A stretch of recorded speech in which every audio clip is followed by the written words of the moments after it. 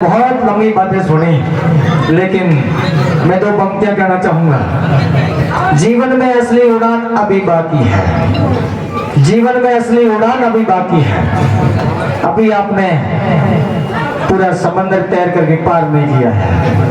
इसी रूप में जीवन में असली उड़ान अभी बाकी है, हमारे इरादों का इम्तिहान अभी बाकी है। अभी तो नापी है सिर्फ मुट्ठी भर जमीन, सिर्फ मुट्ठी भर जमीन।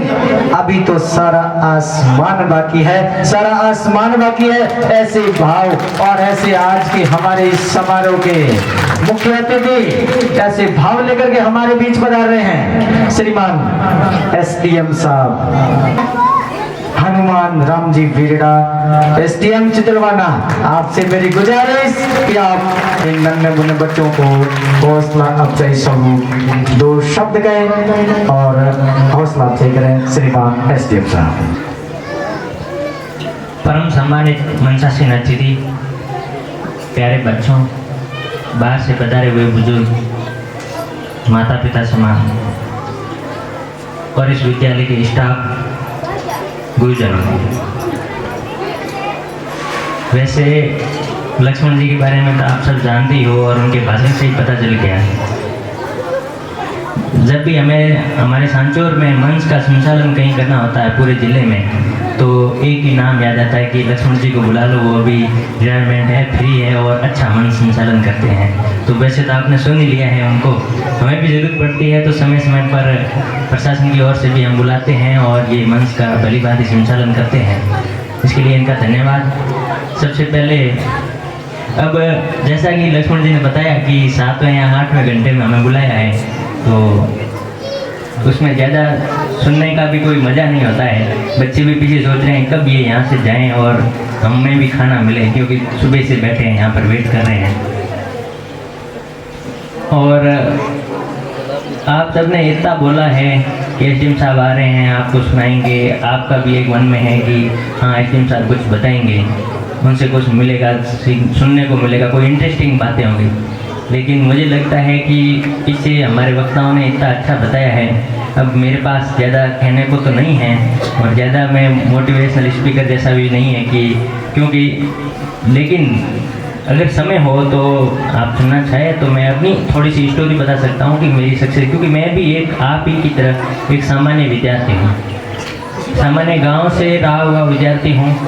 मैं यहाँ पड़ोसी गांव अपने धनाऊ तहसील में है, बिसानिया गांव है, वहाँ से बिलोंग करता हूँ।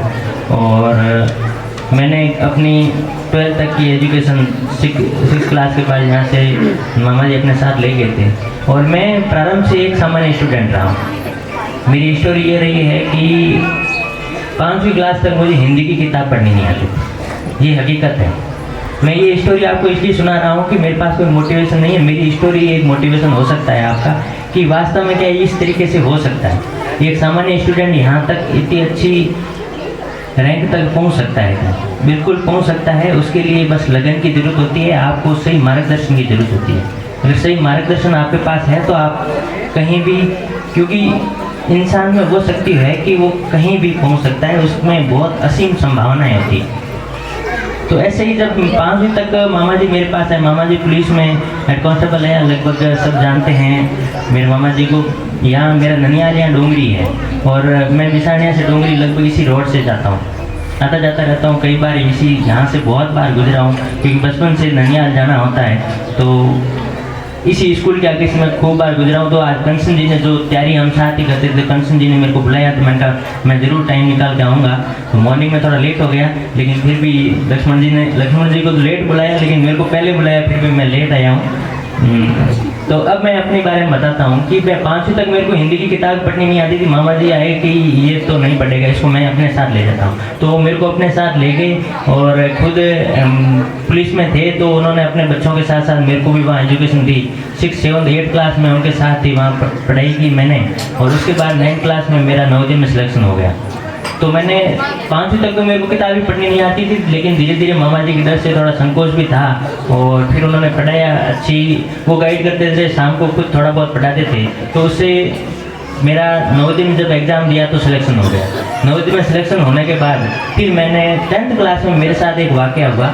उस वाक़ये की वजह से मैं आगे सिविल सर्विसेज में जाने का सोचा कि हमारे स्कूल में नवोदय विद्यालय तो बहुत बड़ी स्कूल होती है, आप सब जानते हैं। तो ये मेरा सौभाग्य है कि मैं वहाँ पढ़ा हूँ, और वो भी एक वैसे सरकारी विद्यालय है, बस उसमें फ़र्क इतना ही है कि वहाँ अनुशासन थोड़ा अधिक होता है हमारे सरकारी विद्यालयों से, और उसमें फ़र्क बस इतना ही है कि वहाँ अनुशासन होता है। मॉर्निंग में 5 बजे जगाते हैं और शाम को 9 बजे तक आपकी मॉनिटरिंग की जाती है, टाइम टू टाइम अटेंडेंस होती है, इसलिए वहाँ थोड़ा पढ़ाई हो जाती है अच्छे से। और उसके बाद 12th के बाद मैंने ग्रेजुएशन की। ग्रेजुएशन में अब मैं अपने परिवार के बारे में बताना चाहूँगा कि पिताजी खेती करते हैं, 2 बड़े भाई हैं, एक ट्रक चलाते हैं और एक खेती का काम ही करते हैं, और मेरे परिवार में 6 बहनें हैं। 6 बड़ी बहनें हैं, तो उसमें से पढ़ने को छोटी वाली 3 को ही मिला, और वो भी 12वीं तक स्कूल में पढ़ी, और उसके बाद उनकी शादी हो गई, वो अपने ससुराल चली गई। तो हमें पढ़ने का, मैं सौभाग्यशाली परिवार में एक ही रहा जिसको पढ़ने का मौका मिला। अब तो हमें धीरे धीरे हम देखते हैं कि हमारे यहाँ के लोग समझदार हो गए हैं। अब सुदूर ग्रामीण क्षेत्रों में भी स्कूलें हो गई हैं, नज़दीक तो बच्चियाँ भी स्कूल जाती हैं, लेकिन धीरे धीरे पहले आज से 10-15 साल पहले ये स्थिति नहीं थी। यहाँ बच्चियों को पढ़ाना नहीं मानते थे, ठीक है पास में स्कूल है 8वीं तक, तो ठीक है 8वीं तक पढ़ लिया, उसके बाद पढ़ती ही नहीं है बच्चियाँ। तो लेकिन आज स्थिति अच्छी है, तो हम ही देख रहे हैं कि ये कंचन मैडम यहाँ तक आपका पूरा स्कूल संभाल रहे हैं, तो इनके पेरेंट्स ने इनको पढ़ाया है, और ये हमारे गांव से ही निकले हैं। तो आज बच्चियाँ पढ़ रही हैं, आगे भी बढ़ रही हैं। तो मैं भी आप सबको ये संदेश देना चाहूँगा कि आप इसके साथ अपने बच्चियों को भी, मैं पेरेंट्स को भी यही कहूँगा कि ऐसा नहीं है कि बच्ची दूसरे पराया धन होती है, वो तो ससुराल चली जाएगी, लेकिन आप अगर उसको शादी में दहेज देते हो, आप कितना भी दहेज, अगर आप करोड़ों का दहेज दे दो, उसकी बजाय आप अगर बच्ची को एजुकेशन देते हो, उसको पढ़ाते हो, अगर वो नौकरी लग जाती है तो वो आपके परिवार का तो करेगी, साथ ही सामने वाले परिवार का, और वो 4 पीढ़ियां हैं उनको, उनका भविष्य वो सुरक्षित कर सकती है, उनको वो आगे बढ़ा सकती है। इसलिए मैं आप सभी से निवेदन करूँगा कि बच्चियों को, बच्चे तो पढ़ ही लेंगे, कर लेंगे, पढ़ाएंगे भी, क्योंकि अपने सबको लाएंगे, बेटा तो पढ़ेगा तो वो अपना ही काम आना है, लेकिन बच्चों को अपना ये रुझान रहता है कि कौन इन पे खर्चा करे, ससुराल भेजना है, गलत हो जाएगी, शादी कर देंगे, अपने आप आगे वाले देखेंगे। आगे वाले देखेंगे तो ऐसे आगे वाले कौन देखे, आगे वाले अपन ही हैं। तो अपन को थोड़ा इस पे भी फोकस करना है कि बच्चों को शुरुआत से ही पढ़ाने में, और ये सौभाग्यशाली मैं हूँ कि मैं देख रहा हूँ काफ़ी तादाद में बच्चियाँ मेरे सामने बैठी है, तो ये एक अच्छी बात है कि अब आजकल हमारे जो गांव के लोग हैं, दौरों के लोग हैं, वो समझने लग गए हैं कि शिक्षा क्या चीज़ है, शिक्षा की ज़रूरत कहाँ है और शिक्षा का कितना महत्व है। उसके बाद जैसे ही मैंने ग्रेजुएशन की जोधपुर यूनिवर्सिटी से, उसके बाद मैं भाटिया आश्रम चला गया, वहाँ से मैंने तैयारी की। 2016 में फर्स्ट टाइम मैंने RS का एग्ज़ाम दिया, उसमें मेरा फाइनली सिलेक्शन नहीं हुआ। तो मेरे को भी बुरा लगा। जब तैयारी कर रहे थे, कंचन जी भी वहीं थे, वो सेकंड ग्रेड की तैयारी कर रहे थे और मैं RS वाली तैयारी कर रहा था, उस समय सिलेक्शन नहीं हुआ। उसके बाद घर की ऐसी परिस्थितियाँ थी कि बच्चे, मेरे भतीजे वगैरह वो छोटे थे, वो स्कूल में जा रहे थे, प्राइवेट स्कूल में पढ़ा रहे थे भैया, लेकिन दोनों भाई अलग अलग हो गए, क्योंकि अपन था है कि गाँव में भाई जब कई साल बढ़ा रहे, बस जुआ तो वही है, वो तो परंपरा ही है। तो भाई जुआ हो गया जना में, जो ट्रक चलाता है इतना दिन तो वो मेरे 5000 रुपये खर्च हुआ तो महीने में, तो वह पुगा देता है इतना दिन, मन कहीं तकलीफ कोई नहीं। पर 2017 में 2 ही भाई अलग हो गया, मन तो ठाई कौन के घरे नहरा हो गया 2 ही भाई। और तब से दिक्कत आई कि हम 2 ही अलग हो गया जना, जो खेती करे वो हम बड़ा मन रख दियो, मन तो लार कहीं ठाक होनी, जो हम ट्रक चला बहुत 5000 महीने का तो पुगा तो, लेकिन हमें भी घर वाले की ये स्थिति होगी कि भाई जीरो पा के जना सीजन आए जना तो कहते रिपे होती, महीने महीने 5000 रुपये कैश लावे तो आपका जो टाबर है बोन बोन पहला प्राइवेट स्कूल ही घर में बढ़ा दिया। अपने की एक मानसिकता है कि प्राइवेट स्कूल में अच्छी पढ़ाई बेटा आप प्राइवेट में भेजे, तो वह आगे मानसिकता हूँ प्राइवेट स्कूल में लुटा, तो वो ने प्राइवेट स्कूल निकालन पासा घर का सरकारी स्कूल भी में डाले जना। तो मेरे दुख हुई कि मेरे वास्ते आप टाबरों ने भी पढ़ा नहीं रहा, तो मन भी टाइम मन लागो कि मन नौकरी की बहुत सख्त जरूरत है। इतना दिन तो मैं हो चाहे इन पहला था बुके हो पर भी टाइम लागो कि नहीं है, पर नौकरी की सख्त जरूरत है। जिन हमें जस्ट मेरी किस्मत अच्छी थी कि 2018 में भर्ती आई सांख्यिकी विभाग में, तो मैं उसका पेपर दिया और ऑल राजस्थान में मेरी 2nd रैंक आई और मैं सिलेक्शन हो गया था। उससे पहले मैं अपने आगे का सफ़र बताऊं, उससे पहले मैं थोड़ा बीच में ये बताता हूं कि मैं इस सेवा में आने का मेरा जुनून कैसे जागा। मैं 10th क्लास में था तो हमारे स्कूल में कलेक्टर साहब आए, जैसे कि आज आपके स्कूल में मैं आया हूं, एज ए SDO। तो वैसे ही कलेक्टर साहब आए तो कलेक्टर साहब की बत्ती वत्ती लगी हुई, लोग सब सम्मान कर रहे हैं, कलेक्टर साहब ये जैसे आज ये हो रहा है वैसे ही। तो फिर मेरे को लगा यार ये आदमी कौन है इतनी, मतलब उसके उन कलेक्टर साहब के साथ तो गार्ड वार्ड पुलिस वाले और सारे मतलब सब नमस्कार कर रहे हैं। तो उस समय मेरे मन में आ गया ये आदमी कैसे, तो मैंने अपने साथियों से पूछा था कि ये कलेक्टर है जिले का और S3 में बनते कैसे हैं कलेक्टर। और बत्ती वाली गाड़ी मेरे को उस दिन लगा था कि यार बत्ती वाली गाड़ी में बैठ पाएगी, मन में आ गई बत्ती वाली गाड़ी देखी जना यार ऐसी यार आप पढ़न लाओ। तो अभी तुम जचुड़ी मन में 20 दिनों में ठान लियो कि आज मैं पढ़ाई करूँ। तो मैंने 10th क्लास आधी 10th गई, उसके बाद मैंने पढ़ाई शुरू की। उससे पहले मैं भी एक सामान्य स्टूडेंट था और फिर मैंने ऐसी पढ़ाई की कि मैं 12th में पूरे जिले का टॉपर था। बस वो जुनून कब जगता है पता नहीं चलता है, बस यही होता है कि आपको एक मोमेंट होता है, कब वो मोमेंट आ जाए आपकी लाइफ में आपको एकदम से ऐसे लगने लगता है कि अब तो मुझे पढ़ाई करनी है और सारी कुछ छोड़ देते हैं। मैं भी ऐसे ही करता था, रात को 2 बज जाते थे, सब लोग रात भर पढ़ाई करते थे मेरे साथी, और मुझे पता था मेरे से ऐसे पढ़ाई नहीं होती। मैं क्या करता 2 बजे उठता था, 8 बजे सो जाता, 2 बजे उठता रात को और सुबह तक मॉर्निंग में PT है 5 बजे तब तक मैं पढ़ता था। तो रात को पढ़ाई करता था क्योंकि फिर मेरे मन में आ गया था मुझे तो पढ़ना ही है और कुछ करना ही नहीं। और दूसरा है मोटिवेशन का दूसरा सोर्स ये था कि मामा जी रेगुलरली आते रहते थे और वो एक ही बात मेरे को कहते थे, विकल्प इन संकल्प की बात कहते थे। वो कहते थे कि तेरे कने मोनो एक ही ऑप्शन है, या तो पढ़ाई कर, दूसरा ऑप्शन है कि भाई ट्रक ड्राइवर है जहाँ ट्रक चलाना है, ट्रक नहीं चली 0 पानो पड़ी बेरोजगार करे, तो तेरे जो ढुके जो तन ठीक लगे या तो 0 पाए या ट्रक चलाए, तीजू कौन भी कौन बस या तो पढ़ाई कर ले तो नौकरी लाके हो तो हो दूसरे ने कहीं मिले कौन। आ बात मोह में एक ही बात हमेशा कहता, आ बात मेरी ये लागी मन लागो कि भाई क्यों ये क्यों लागी। आजकल तो कहेंगे आप टाबर खेत में मिलो को नहीं हमने बस ठीक है अपन 0 इकड़ाओ हैंग कराओ वो इकड़ाना जरूरी है, और नहीं इकड़ाओ तो कि वही कि टाबर ठाक पड़ेंगे कि कितो और झुकमाई से।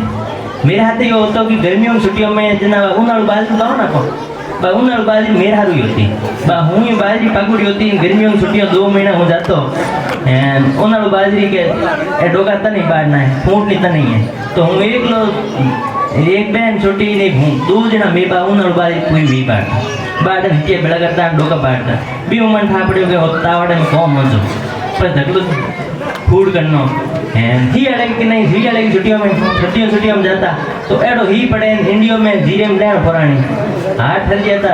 एक बार दड़ी स्थिति हुई कि बहन भाई 2 ही फोन गया लैंड फोन गया हाथ ठर गया जो बैठ बैठ खूब और कोई इलाज ही नहीं। मतलब ये स्थिति वास्तव में ये स्थिति आई जब फिर मामा जी जो बात कहते थे कि भाई तुम घर जाए फोन पड़ी तो फोन डर जना लागतो वास्तव में ये स्थिति होगी जना लागतो कि यार फोन ने पढ़ाई हो रही है जिन्हें आप पढ़ाई करी। और फिर आगे धीरे धीरे रास्ते मिलते गए, सब लोगों ने गाइड किया, जैसे जैसे गाइड किया और पढ़ता रहा और फाइनली 2018 का एग्ज़ाम आया, उसमें मैंने एग्ज़ाम दिया और 2021 में 22वीं रैंक से और राजस्थान सिलेक्शन हो गया और आज मैं इस पद पे आपके सामने उपस्थित हूँ। तो ये मेरी छोटी सी स्टोरी थी कि मैं भी एक आपकी तरह स्टूडेंट था और 5वीं तक मुझे पढ़ना भी नहीं आता था, तो वो स्टूडेंट भी अगर कर सकता है तो कोई भी कर सकता है। उसके लिए आपको करना क्या है, आपको अभी से ठान लेना है कि मुझे क्या करना है।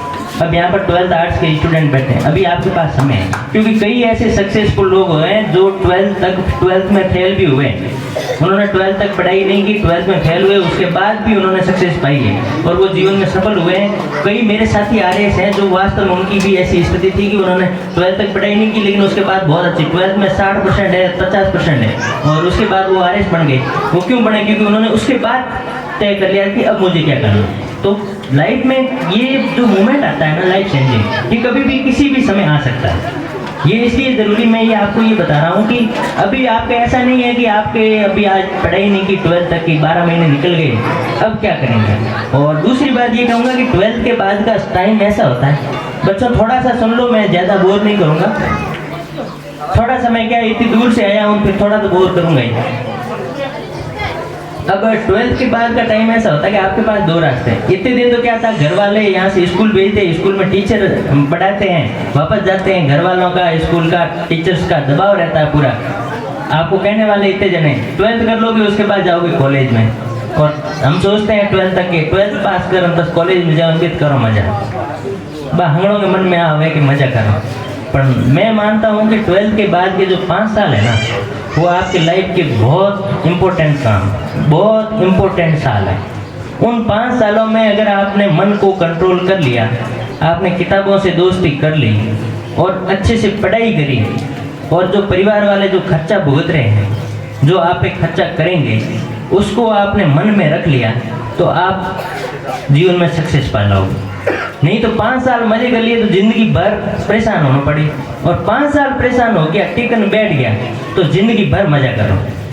ये मैं कह देता हूँ। और इसके लिए आपको करना क्या है, तो इसका मैं एक आपको मंत्र देता हूँ। आप हमेशा शाम को जब भी पढ़ने जाओ, आप बाहर जाओ, घर से बाहर जाके आप कोई रूम लेके रहोगे, खाना वाना बनाओगे, तो आप हमेशा सोचोगे कि महीने के मेरे को 5-6 हज़ार आए तो 10,000 खर्चा हो जाता है, तो महीने को मेरे पिताजी मेरे 10,000 रुपये भेजते हैं।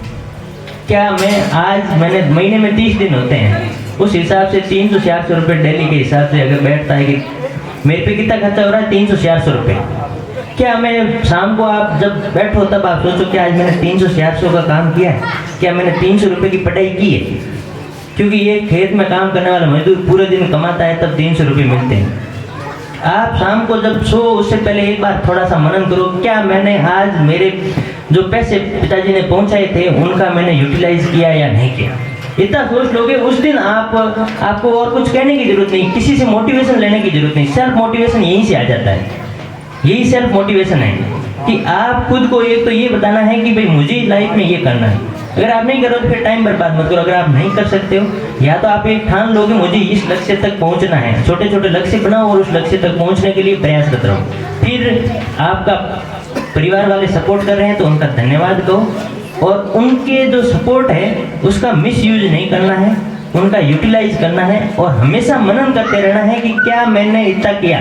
मैं हमेशा सोचता था, क्योंकि 5,000 रुपये बड़ी मुश्किल से आते थे, तो मुझे पता है कि मांगने से पहले 1 तारीख को जरूरत पड़ती थी, लेकिन मैं 5 तारीख हो जाती थी धीरे धीरे कि डेली कौन मांगता है। तो भाई क्योंकि घर में करने वाले भैया ही थे, तो भैया से मांगने की हिम्मत नहीं होती। मैं भाभी जी को कहता था कि मेरे को पैसे की जरूरत है, फिर वो 5 दिन का, तो मैं कहता था 5 दिन लेट तो मैं कर देता था, फिर कहता, और वो बात धीरे धीरे फाइल भैया तक पहुंचती, तब तक 5 दिन और हो जाते, 10 दिन लेट मिलते थे मेरे को पैसे हर बार।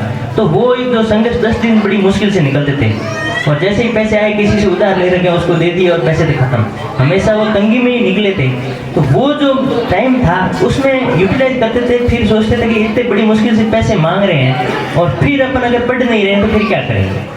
और घर वाले भी मेरे को हमेशा ये, और सबके घर वालों की यही स्थिति है जो मेरे घर वालों की है, घर वाले पढ़े हुए नहीं है, उनको नहीं पता कि आप क्या कर रहे हैं। वो तो केवल मेरे घर वाले भी यही कहते थे कि हम खर्चा देवन का बेली हूँ, मैं खर्चो दे दे कितना दिन दे 4 साल दे दे 5 साल दे दे 5 नहीं घणो घणो जोर करो 2 साल बढ़ दे दे 5-7 साल खर्चो दे दे पढ़नो थोड़े थे भी जान के करो मोने कहीं ठाको पढ़ो तो फिर थे वो नहीं पढ़ो तो और पड़ी हुई है मोर तो जिम्मेदारी थी मोन खर्चो देनो 4-5 साल दे दियो घणो घणो 5 साल देते हैं भी वो तो मोह दे जी को नहीं।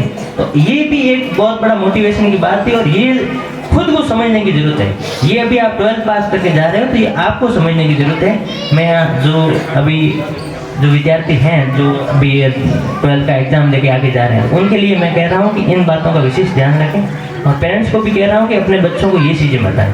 बच्चों से आप प्यार जरूर करते हैं तो प्यार करने का मतलब ये नहीं कि आप उनको फ़ोन ला के देते हैं और वो फ़ोन चलाएं और उसमें वो खुश रहें, इंस्टा पर देखें, ये देखें, वो देखें, उससे कोई खुशी नहीं है।